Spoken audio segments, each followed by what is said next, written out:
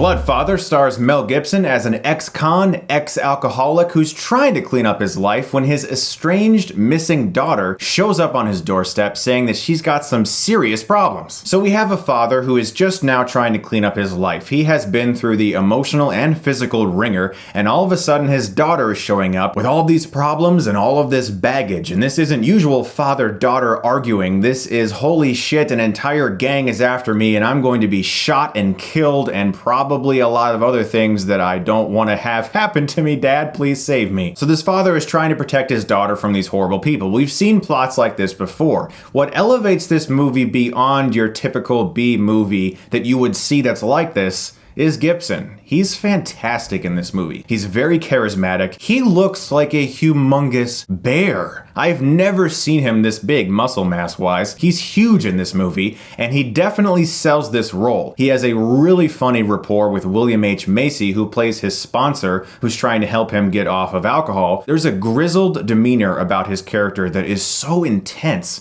and so hard-edged, and Gibson really brought that. This is the best work I've seen from him in quite some time, and I hesitate to say this, but this might actually be one of the better performances I've seen in 2016. And I mean that in all honesty. The guy blew me away in this film. He's fantastic. The other thing this movie really got right was that relationship between him and his daughter. It starts out very, very rough. For a number of reasons, this girl is completely effed up, and he is seeing someone so broken, possibly even more broken as a person than he is. And he just wants to find some way to be that father for her that he never was before. And it's captured so well in this movie that it's actually kind of heartbreaking at times. And it truly caught me off guard in the best of ways. Now, this movie is marketed as an action movie, and in some ways it is. It does feel almost kind of grindhouse-like. There's a very low-budget sense to this movie that works in its favor, not as a hindrance. But I would hesitate to call this an action movie. It's more of a drama with action in it. And I love that about this movie because I don't need wall-to-wall action for a story to work. And these characters are what made this story work. The movie started out really strong. The pacing was excellent, but then in the second act, it dipped down a bit when he visits some old buddies that he's no longer friends with because these guys are like the worst of humanity. There's about a 10 to 15 minute lull in the excitement and the drama of this film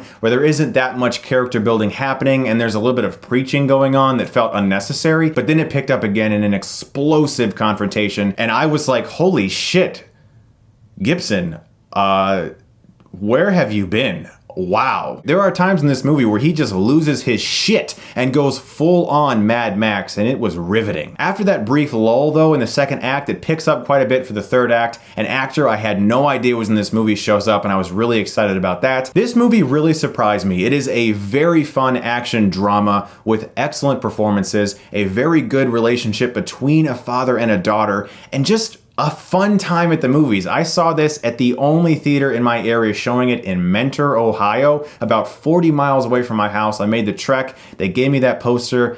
Thank you to that theater. It was like stepping back in time. They had these old arcades that were 25 cents. They had all these old posters up from like 7 years ago or something. It was really cool, actually. I had a good time with Bloodfather. It is by no means a classic, but it is a well-acted, fun, dramatic action movie with a great comeback performance from Mel Gibson. I'm gonna give Bloodfather a B+.